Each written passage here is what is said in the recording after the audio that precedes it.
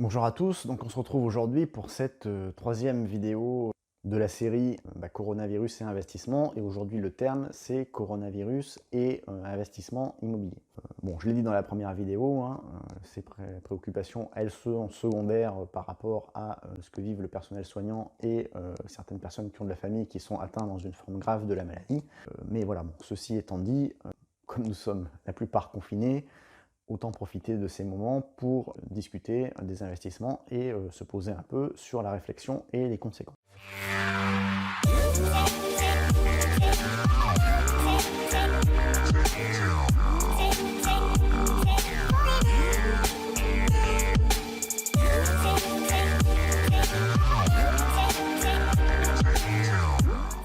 Donc sur l'investissement immobilier, donc les deux précédentes vidéos ont fait l'objet de investissement et patrimoine, et puis la seconde vidéo de coronavirus et investissement en bourse.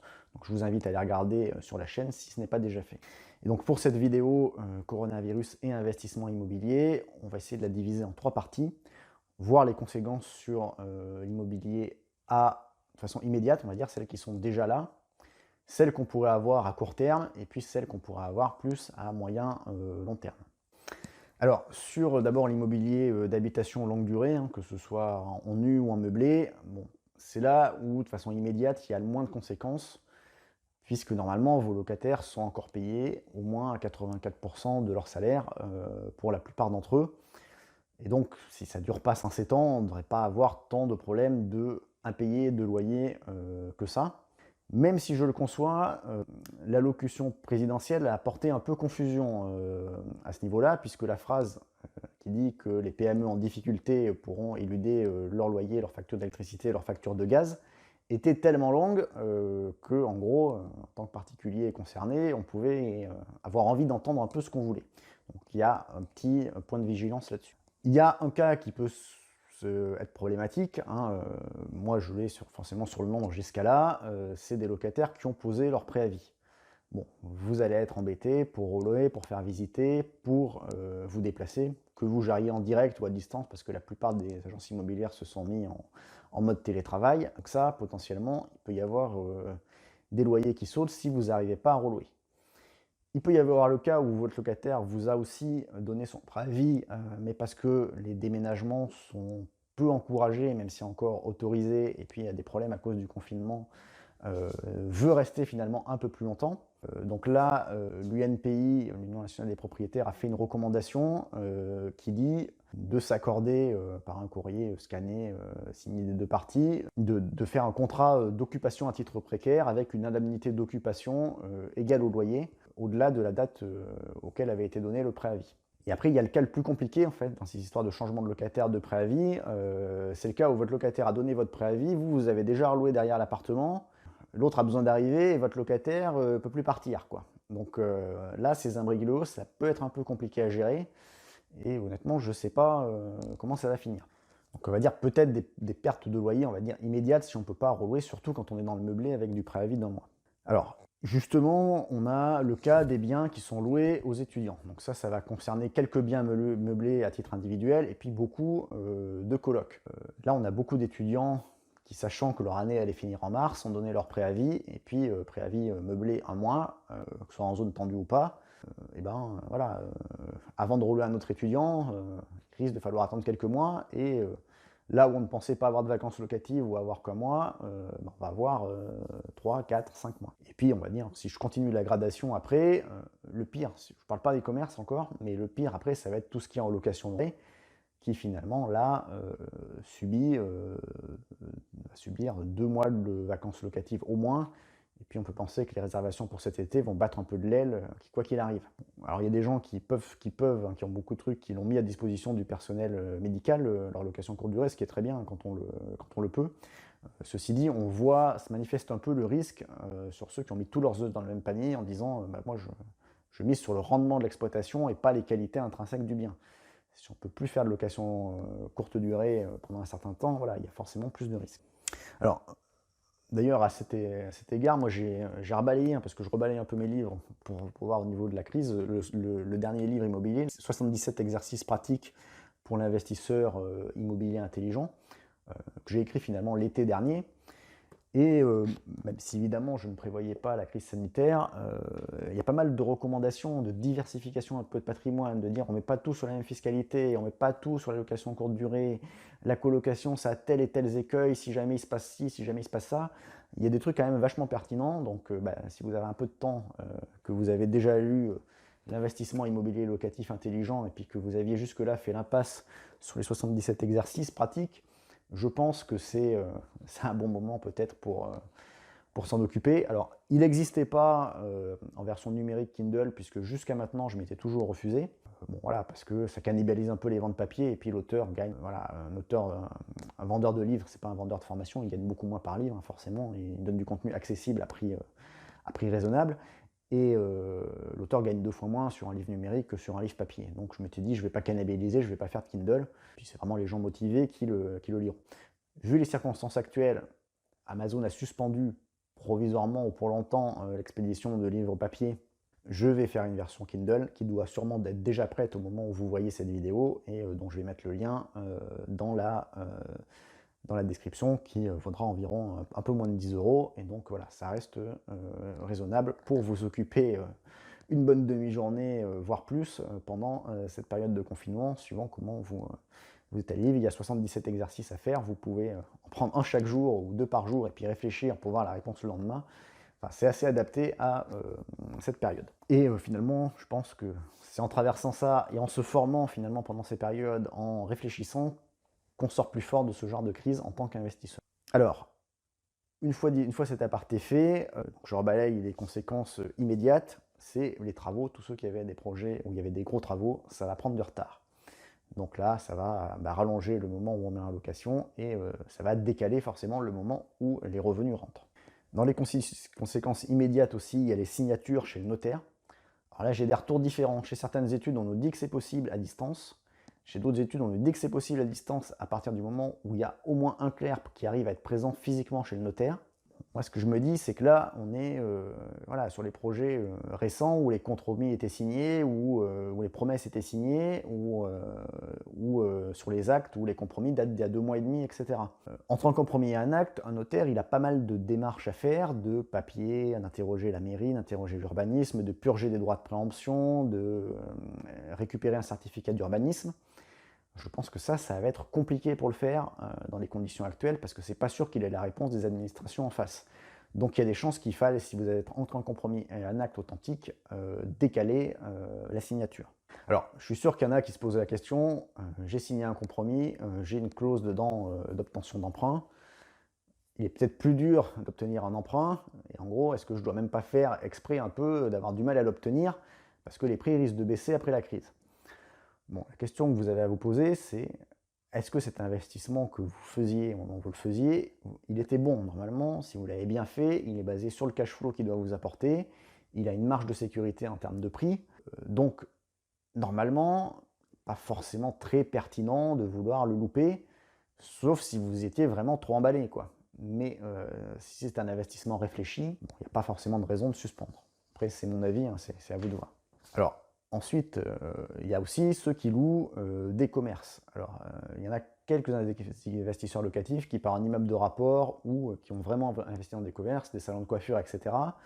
Bon, ceux-là, justement, ils risquent d'être dans les commerces en difficulté et pas avoir de loyer en face.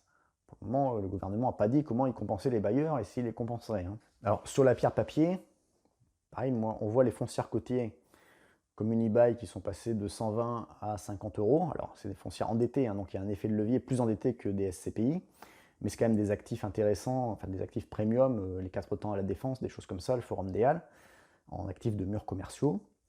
Et pendant ce temps, vous avez les SCPI, murs de commerce, comme elles ne sont pas cotées tous les jours et que c'est un prix à valeur d'expertise qui est fait tous les ans, dont le cours n'a pas bougé. Je vous file le tuyau au cas où, elles sont encore arbitrable si vous en avez en assurance vie par exemple, au prix d'avant-crise. Pour le moment, il n'y a pas eu de mécanisme qui ont fait que les arbitrages sont arrêtés, puisqu'il y a encore des acheteurs en face qui avaient peut-être envoyé leur ordre d'achat il y a 2-3 mois, mais ça peut encore s'arbitrer. Moi, je l'ai fait, j'ai arbitré mes quelques SCPI que j'avais en assurance vie pour moitié en fonds en euros pour garder du cash et moitié, je l'ai remis sur des foncières cotées. Même si je répète, les foncières cotées, c'est des produits avec plus de levier, plus d'endettement, donc c'est pas tout à fait le même produit. Mais bon, une eBay à 50 euros, je me dis que ça se tente par rapport au SCPI que j'avais sur la moitié et le reste sécurisé en euros. C'est ce que j'ai fait, c'est pas du tout un conseil. Bon alors, voilà pour les conséquences immédiates que j'ai vues. Alors maintenant, qu'est-ce qui va se passer à court terme? Alors concrètement, ça dépend de si on a une vraie crise économique ou pas. Et si on a une vraie crise économique ou pas, ça dépend de combien de temps ça va durer. Ce que je disais l'autre fois, est-ce que c'est 2 mois et c'est reparti, ou est-ce que c'est 1 an à 18 mois avec des périodes de confinement où on ne relâche qu'un jour, où le pic de l'épidémie repart, où on nous reconfine, où on ne relâche qu'un jour, où le pic de l'épidémie repart, jusqu'à que la population soit immunisée, ou qu'on ait un vaccin, ou un mix des deux. Deuxième cas, il fait plus mal à l'économie, clairement. Et c'est là où on pourrait avoir quelques problèmes de solvabilité des locataires au bout d'un moment, parce que l'État-providence, comment il va pouvoir soutenir tout ça? On a des salariés dedans, on a potentiellement des indépendants, qu'est-ce qui va se passer? Alors, c'est là finalement où votre épargne de précaution, elle a son rôle à jouer et elle doit servir. On dit qu'en immobilier, il faut toujours avoir un mois de loyer d'épargne de précaution. Ben voilà, c'est pour ce genre de cas. Alors, si jamais, parce que je sais qu'il y en a forcément parmi les investisseurs qui se sont un peu emballés avec l'emballement autour de l'immobilier locatif ces derniers temps, qui n'ont pas cette épargne de précaution, peut-être qu'il y a une entreprise à côté et qui ont aussi besoin de la sauver et donc de piocher dans leur trésor. Ça peut aussi être ce cas-là, hein, dans un cas de crise aussi soudaine comme celle-là. Il y a déjà regardé son contrat d'emprunt. Il y a souvent dans les contrats d'emprunt possibilité de reporter des échéances, de les décaler, de les suspendre pendant 4, 5, 6 mois. Ça prolonge la durée du crédit immobilier, mais voilà, ça se fait à taux constant et c'est fait pour ces cas-là. Quand il n'y a pas, il y a possibilité potentiellement de les réduire et de rajouter 2 ans à l'emprunt derrière, donc on diminue les échéances. Donc il faut déjà regarder son contrat pour savoir ce qui est possible. Et puis si c'est pas dans le contrat, le gouvernement a quand même dit aux banques de faire leurs meilleurs efforts pour que tout ne s'écroule pas. Donc il est loin d'être impossible que les banques acceptent finalement, sur ces circonstances exceptionnelles, de suspendre pendant 6 mois les échéances d'emprunt. C'est pas encore fait, mais ça m'étonnerait quand même pas qu'elle le fasse. Alors ensuite, si on regarde les conséquences à moyen et long terme, ce qu'on va avoir déjà au moins les mois de confinement, c'est un blocage des transactions et donc une baisse du volume. Mais qui pourrait même se prolonger un peu après. Après la fin de la période de confinement, c'est pas du tout exclu que les gens attendent un peu de voir ce qui se passe au niveau économique, soient moins motivés pour faire leurs projets, regardent moins à long terme, et étaient un peu effrayés et un peu regagnés d'aversion au risque, et donc le volume baisse. Alors, quasiment tous les cracks immobiliers ont commencé, les cracks ou grosses chutes ont commencé par une baisse des volumes. Ça ne veut pas dire que ce coup, la baisse des volumes, ou chaque baisse des volumes fait forcément une baisse derrière du prix, mais il faut savoir que quand ça a lieu, c'est comme ça que ça commence. Alors, bon, est-ce que c'est dramatique? Vous avez déjà des biens immobiliers. Si vous avez bien misé sur le cash flow en prenant une marge de sécurité, c'est-à-dire en achetant des biens un peu en dessous du prix de marché normal, on va dire, de l'instant T, et puis que vous avez misé sur le cash flow, c'est-à-dire que vous n'avez pas visé que la plus-value en se disant que c'est du patrimonial, et puis voilà, je joue la plus-value, hein, et que la plus-value n'est qu'une cerise sur le gâteau, normalement vous n'avez pas acheté vos biens si cher que ça. Moi je vois les derniers biens que j'ai achetés, finalement je les ai achetés au prix de 2019, qui était un peu plus cher qu'avant dans mes villes un peu provinciales. Ça reste de l'immobilier bien placé dans des villes provinciales, hein, je n'ai pas été dans des petits villages. Je l'ai payé finalement 10 à 15% plus cher que le prix de cet immobilier dans les mêmes villes il y a 10-15 ans. Donc finalement, si ça baisse de 10-15%, alors déjà, comme j'avais essayé d'acheter en dessous du prix de marché, j'ai 10% de marge de sécurité. Et puis de toute façon, il se paye par le loyer. Tant que j'ai des locataires solvables en face à mettre en face, ils vont continuer à se payer. Donc c'est pas dramatique. Si vous avez fait les choses sérieusement, normalement, même si les prix de l'immobilier baissent sur votre patrimoine acquis à crédit, il devrait continuer à se construire. Est-ce qu'il y aura encore des locataires solvables? Moi je dis oui, à partir du moment où en province le bien il est bien placé, en centre-ville, dans un bon quartier, etc., vous aurez des locataires solvables. Pour la boutade, j'ai envie de dire qu'il y en aura même peut-être plus des candidats, parce qu'avec la période de confinement, ça va peut-être faire quelques divorces. Alors, si le marché baisse un peu, ceci dit, si vous êtes toujours investisseur et que vous n'avez pas fini d'investir, c'est peut-être une bonne nouvelle, parce que ça va finalement peut-être un peu assainir le marché et sortir du marché les gens qui faisaient un peu n'importe quoi. En gros, je ressors la phrase de Warren Buffett que j'ai dû sortir sur les 3 vidéos, hein, c'est quand la marée se retire qu'on voit les gens qui se baignaient nus. Bah là, il y a peut-être des gens qui empruntaient à 110% en misant tout sur la LCD, en misant tout sur la location et sur le mode d'exploitation plutôt que sur les valeurs intrinsèques du bien. Ceux-là, potentiellement, ils peuvent être dégoûtés et peut-être devoir sortir du marché. Ou en tout cas, ne pas continuer à investir. Ceux qui filaient le cash juste parce qu'ils ne rapportaient rien, souvent population un peu plus âgée, etc., pour faire un petit investissement immobilier, peut-être que ceux-là, on ne va pas les revoir tout de suite non plus. Peut-être qu'ils vont être un peu gagnés en aversion au risque. Alors, il peut y avoir peut-être un changement de mentalité aussi dans le type de bien. C'est-à-dire, on regagne de l'attrait pour la maison avec jardin par rapport aux appartements. Ou on regagne de l'attrait sur les appartements avec balcon par rapport aux balcons avec grande terrasse par rapport aux appartements sans balcon, sans rien du tout. Parce qu'on aura été marqué par ce confinement. Forcément plus difficile à vivre dans un appartement que dans une maison. Hein. C'est pour ça d'ailleurs que la communication du gouvernement, je la trouve, est assez difficile et doit marcher sur des œufs, parce qu'on est finalement un peu en train de refaire une lutte des classes un peu avec ça. C'est-à-dire qu'on dit ceux qui peuvent télétravailler, en l'occurrence les cadres, aller télétravailler et les autres aller au charbon. Finalement, le confinement c'est mieux quand on a une maison avec jardin que quand on est entassé en appart dans une banlieue, hein, même ou en centre-ville. Donc là, ça fait un peu moins classe sociale, mais voilà, donc c'est pour ça que c'est un peu délicat. Est-ce que l'attrait pour la coloc sera toujours aussi important? Je sais pas moi, hein, si on est à 4 dans une coloc et qu'on est 3 confinés et qu'il y en a un qui doit aller bosser et qui revient tous les jours, comment on l'aura vécu? Est-ce que les gens seront toujours aussi motivés par la coloc? Potentiellement, ça peut être un changement de mentalité. Et puis peut-être que la résidence principale redeviendra vraiment une priorité. Alors, moi, j'ai jamais dit de ne pas faites pas votre résidence principale si vous êtes investisseur locatif. Ça peut être intéressant, ça dépend de la région où on habite, etc. Mais bon, peut-être que du coup, il y aura moins de je veux absolument faire du locatif avant ma résidence principale, parce qu'on a été marqué mentalement par ça. Bon, mais enfin, à court terme, finalement, on sait qu'on n'en sait rien. Est-ce qu'il y aura moins de demandes parce qu'on aura moins de locataires moins solvables? Comme je le disais, est-ce qu'il y aura plus de demandes parce que les gens seront plus supportés en étant confinés et il y aura des divorces? Enfin, on ne peut pas savoir, vraiment, on ne peut pas savoir. Et donc, les scénarios de sortie, voilà, selon la durée de la crise, finalement, il y en a plusieurs et on n'en sait rien. Il peut y avoir vraiment une reprise de la consommation et un gros rebond, un peu comme après une guerre, voilà, avec de la croissance, même si là, contrairement à une guerre, on n'a pas besoin de reconstruire. L'autre scénario, c'est un scénario de stagflation finalement. Donc, on a de l'inflation, on n'a pas de croissance, mais on a de l'inflation à cause de tout l'argent qu'on imprime là finalement pour soutenir l'économie. Le gouvernement qui fait des chèques en blanc pour payer les gens au chômage partiel, etc. Les fameux 300 milliards mobilisés, etc. Donc ça finalement ce serait pas mal parce que vous rembourseriez vos emprunts en monnaie de singe. Et puis le deuxième, c'est la pure monétisation de la dette avec des endettements des États qui passent à 130-150% du PIB, avec rachat in fine de la dette par la BCE, et puis pure monétisation avec un peu un scénario légèrement déflationniste à la japonaise, quoi. Donc ça c'est le moins bien parce que voilà, économiquement c'est celui qui sera le plus dur à soutenir.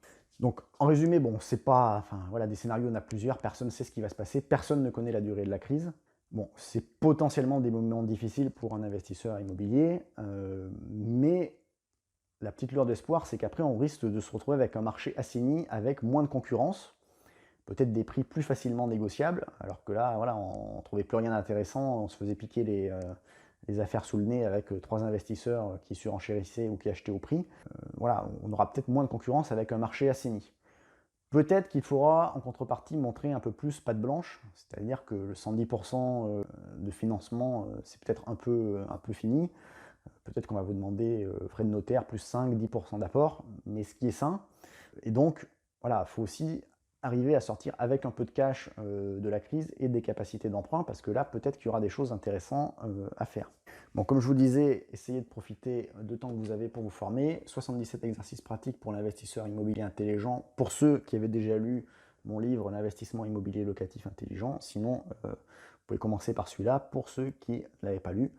Ils sont disponibles sur Amazon Kindle en version électronique, comme ça vous êtes sûr de le recevoir. Et si vous n'avez pas de liseuse, l'appli Kindle est installable sur une tablette ou sur un ordinateur.